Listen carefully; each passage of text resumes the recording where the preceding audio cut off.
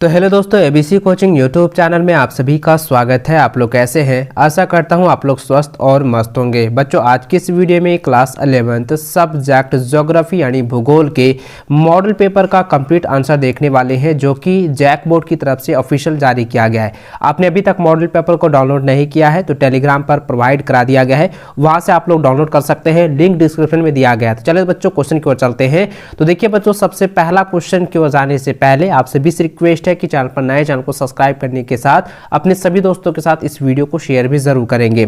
तो देखिए बच्चों, सबसे पहला सवाल यहाँ पे बहुत इंपॉर्टेंट क्वेश्चन है, जो कि मैंने आपको पहले भी जो है सब बताया हुआ है। देखिए सवाल यह है कि भौगोलिक अध्ययन के क्रमबद्ध उपागम को किस भूगोल वक्ता ने प्रवर्तित किया है। तो बच्चों, ये कई बार एग्जाम में पूछा गया है और मैंने कई बार आप लोगों को बताया है कि ये सारे क्वेश्चन आपके इंपॉर्टेंट है, रिपीटेड सवाल है, इसको याद कर लेना बहुत ही जरूरी है। तो देखिए दोस्तों, इसका आंसर हो जाएगा अलेक्जेंडर वॉन हम्बोल्ट। ठीक है, तो ऑप्शन नंबर जो है ए इसका सही उत्तर होगा, इसको नोट कर लीजिए। अगला सवाल है कि निम्नलिखित में से कौन सा विषय कालिक संश्लेषण करता है। तो कालिक संश्लेषण कौन करता है? तो कालिक संश्लेषण जो है वो इतिहास करता है। ठीक है, तो ऑप्शन नंबर जो है 20 का सही उत्तर होगा।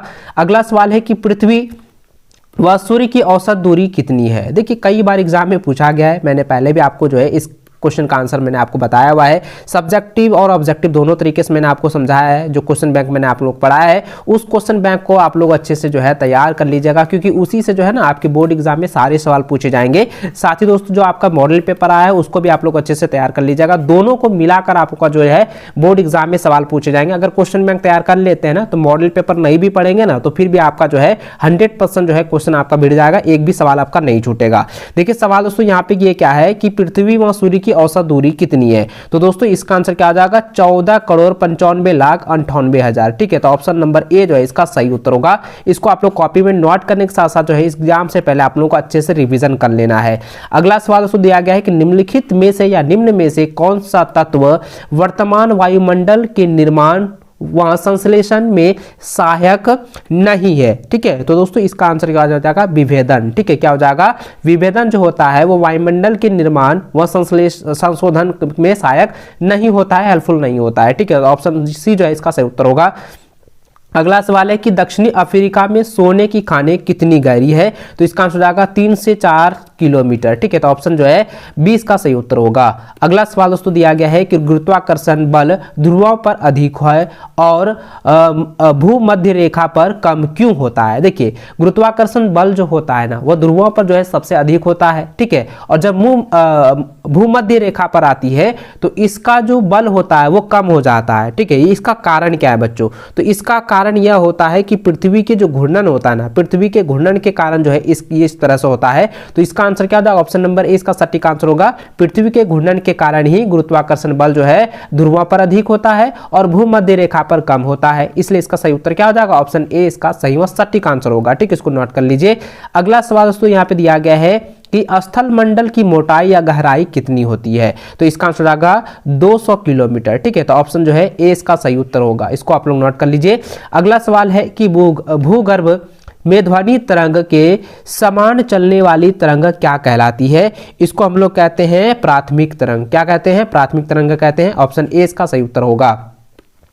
अगला सवाल है कि रिक्टर स्केल से क्या मापा जाता है। रिक्टर स्केल से जो है भूकंप की तीव्रता को मापी जाती है, इसलिए ऑप्शन जो है 20 का सही उत्तर होगा, भूकंप की तीव्रता। अगला सवाल दोस्तों दिया गया है कि महाद्वीपीय विस्थापन सिद्धांत सन 1912 में किसने प्रस्तावित किया। बहुत बार एग्जाम में क्वेश्चन पूछा गया है। तो बच्चों इसका आंसर क्या हो जाएगा? ऑप्शन ए हो जाएगा इसका सटीक आंसर, अल्फ्रेड। ठीक है, अल्फ्रेड वेगनर। ऑप्शन ए इसका सटीक व एकदम सही उत्तर होगा, इसको नोट कर लीजिए। एग्जाम से पहले आप लोगों को रिवीजन कर लेना है। मैं बार बार कहता हूं कि एग्जाम से पहले आप लोगों को रिवीजन करना है, चाहे वो मॉडल पेपर हो या क्वेश्चन बैंक हो, सभी को आप लोग अच्छे से तैयार कर लीजिएगा। ठीक है, अगला सवाल दोस्तों यहाँ पे देख सकते हैं, दिया गया है कि टीला ईंट किस प्रकार का चट्टान है। तो टीला ईंट जो है वो अवसादी प्रकार की चट्टानें हैं। ठीक है, तो ऑप्शन जो है इसका ए जो है सही व सटीक उत्तर होगा, इसको आप लोग नोट कर लीजिए। अगला सवाल दोस्तों दिया गया है कि सागरीय अध्य स्थल विस्तार की परिकल्पना किसने प्रस्तुत की। ये कई बार एग्जाम में पूछा गया है, इसका आंसर क्या आ जाएगा? हैरी हेस ने किया था। ठीक है, ऑप्शन ए इसका सही उत्तर होगा।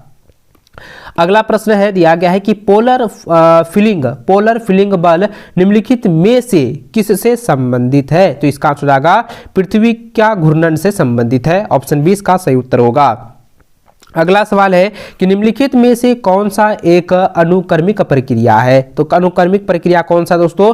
कि पटल विरूपणी, ठीक है, पटल विरूपणी जो है यह कौन सा है? अनुक्रमिक प्रक्रिया है, ठीक है। ऑप्शन जो है सी इसका सही उत्तर होगा, इसको आप लोग नोट कर लीजिएगा। अगला सवाल दोस्तों दिया गया है कि निम्न में से किन प्रदेशों में रासायनिक अपक्षय प्रक्रिया यांत्रिक अपक्षय प्रक्रिया की अपेक्षा अधिक शक्तिशाली होती है? इसका आंसर हो जाएगा चूना पत्थर प्रदेश। ऑप्शन सी इसका सही उत्तर होगा। अगला सवाल है कि निम्नलिखित में से कितनी ऊंचाई पर ऑक्सीजन की मात्रा नगण्य होती है? ठीक है, तो इसका आंसर क्या हो जाएगा? 120 किलोमीटर की ऊंचाई पर जो है ऑक्सीजन की मात्रा जो है होता है धीरे धीरे कम हो जाता है, नग्न हो जाता है, पूरी तरह से विलुप्त होने लगता है। ठीक है, तो ऑप्शन जो है सी इसका सही उत्तर होगा। अगला सवाल दिया गया है कि निम्न में से किस अक्षांश पर 21 जून की दोपहर को सूर्य की किरणें सीधी पड़ती है? कई बार एग्जाम में पूछा गया है, रिपीटेड सवाल है, तो दोस्तों इसका आप लोग उत्तर याद रखेंगे। 23.5 डिग्री उत्तरी अक्षांश पर जो है सूर्य की किरणें जो एकदम सीधी हो जाती है। ठीक है, तो ऑप्शन 20 का सही उत्तर होगा। अगला सवाल है कि अंतर उष्णकटिबंधीय अभिसरण क्षेत्र कहां बनता है? देखिए ये सवाल ना आपके एग्जाम में पहले भी पूछा जा चुका है, रिपीटेड क्वेश्चन है। तो बच्चों इसका आंसर क्या हो जाएगा? 30 डिग्री उत्तरी अक्षांश से लेकर 30 डिग्री दक्षिणी अक्षांश के मध्य में जो है यह अभिसरण क्षेत्र बनता है। ठीक है, तो ऑप्शन जो है क्या हो जाएगा? ऑप्शन 20 का सही उत्तर होगा। अगला सवाल दोस्तों दिया गया है 19 नंबर कि समुद्र तल पर वायुदाब कितना होता है? तो समुद्र तल पर वायुदाब होता है 1013.25 मिलीबार। ठीक है, तो ऑप्शन जो है ए इसका सही उत्तर होगा। अगला सवाल दोस्तों दिया गया है 20वां नंबर देखें तो यहाँ पे सवाल इस प्रकार से है कि उष्णकटिबंधीय चक्रवात को ऑस्ट्रेलिया में किस नाम से जाना जाता है? तो किस नाम से जाना जाता है दोस्तों? इसको जाना जाता है विलीज के नाम से जाना जाता है, विलीज के नाम से जो है जाना जाता है। ऑप्शन सी इसका सही उत्तर होगा। अगला सवाल है कि निम्नलिखित प्रकार के बादलों में से आकाश में सबसे ऊंचा बादल कौन सा था? तो आकाश में सबसे ऊंचा बादल जो होता है वो होता है पक्षाप मेघ। ठीक है, क्या होता है? पक्षाप बादल भी कहते हैं या पक्षाप मेघ कहते हैं। तो ऑप्शन जो है ए इसका सही उत्तर होगा।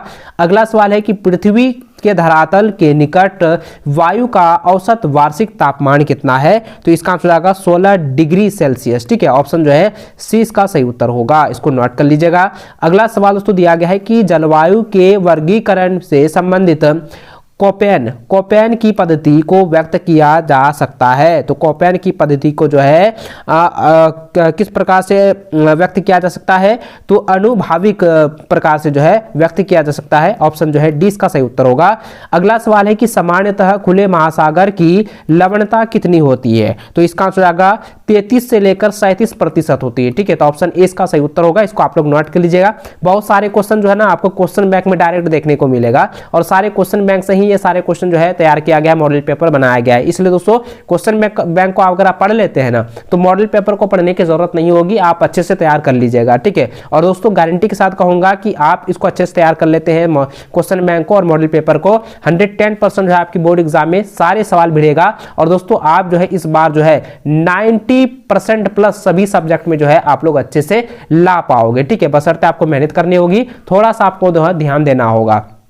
चलिए आगे बढ़ते हैं। अगला सवाल दिया गया है कि निम्न में से कौन सा सबसे छोटा महासागर है? तो सबसे छोटा महासागर कौन सा है? देखिए अटलांटिक महासागर नहीं है ना, अटलांटिक महासागर नहीं, ये क्या होता है? आर्कटिक महासागर। ठीक है, आर्कटिक महासागर जो होता है वो सबसे छोटा महासागर है। ठीक है, तो ऑप्शन जो है सी इसका सही उत्तर होगा। चलिए आगे बढ़ते हैं। अगला सवाल दोस्तों यहाँ पे देख सकते हैं 26 नंबर दिया गया है कि फंटी की खाड़ी कहाँ स्थित है? तो देखिए फंडी की खाड़ी जो है वो कनाडा में स्थित है। ठीक है, तो ऑप्शन जो है इसका सही उत्तर होगा।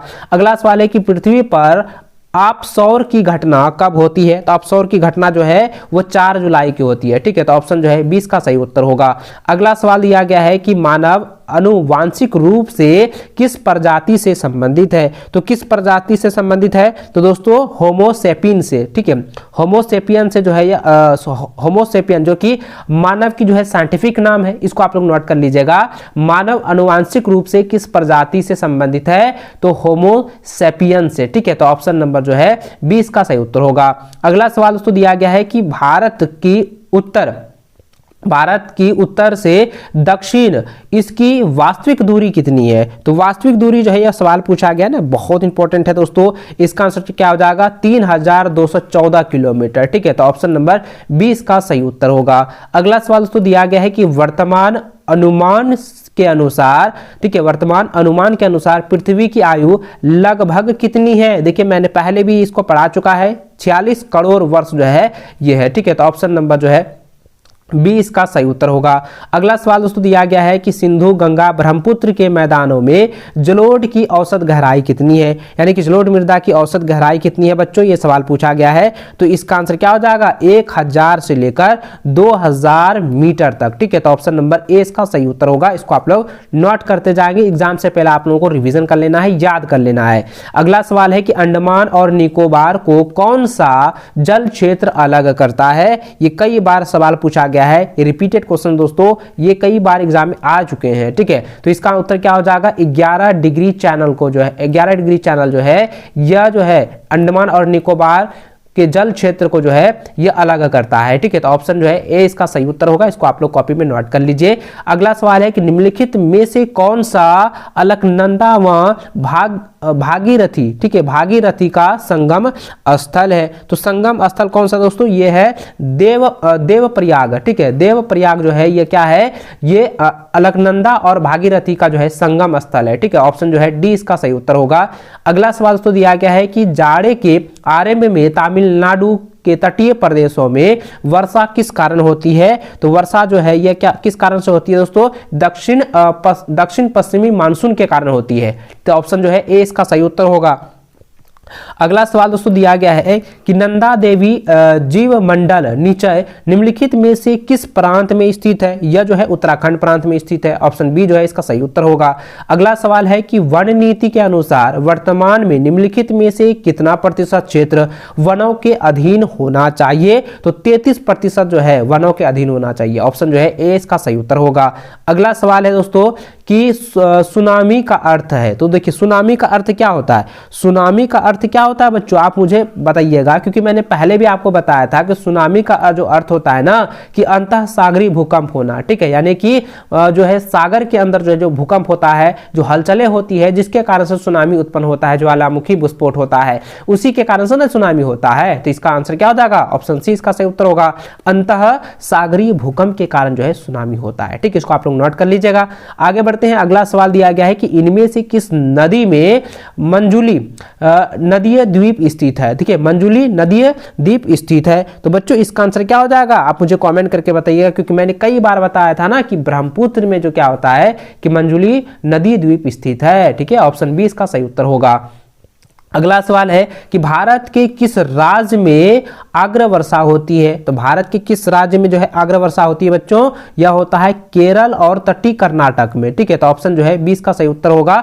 अगला सवाल दिया गया है कि निम्नलिखित में कौन सी नदी बंगाल का शोक के नाम से जानी जाती है? ये कई बार एग्जाम में पूछा गया है, रिपीटेड सवाल है, इसको आप लोग याद कर लीजिएगा, रट लीजिएगा कि बंगाल का शोक जो है किस नदी के नाम से जाना जाता है? तो दोस्तों इसका आंसर हो जाएगा दामोदर नदी के नाम से जाना जाता है। ऑप्शन नंबर डी इसका सही व सटीक उत्तर होगा, एकदम सही उत्तर होगा। इसको आप लोग जो है याद कर लीजिएगा। जितने भी मॉडल पेपर है ना उसको सबसे पहले आप लोग डाउनलोड कर लीजिएगा, टेलीग्राम पर मैंने पहले ही उपलब्ध करा दिया गया है। और दोस्तों इस वीडियो में जितने भी आपको जो है क्वेश्चन आंसर बताए हैं उनको आप लोगों को अच्छे से रट लेना है, क्योंकि दोस्तों इस बार अच्छे आप लोगों को नंबर लाना है। सभी सब्जेक्ट को आप लोगों को बारीकी से जो है बता रहा हूं, अच्छे से तैयार करवा रहा हूं, इसलिए आप लोग इसको अच्छे से जरा ध्यान से इसको देखेंगे, इसको कॉपी में नोट करने के साथ साथ एग्जाम से पहले रिवीजन कर लीजिएगा। और अपने सभी दोस्तों के साथ शेयर करते हुए एक लाइक अभी तक नहीं किया है तो लाइक कर देना। चैनल पर नए हैं, चैनल को सब्सक्राइब करने के साथ बेल आइकन को भी प्रेस कर लीजिएगा, ताकि आगे भी इसी प्रकार की वीडियो आप लोगों को मिलती रहे। चलिए बच्चों, इस वीडियो में अंत तक बने रहने के लिए बहुत बहुत धन्यवाद।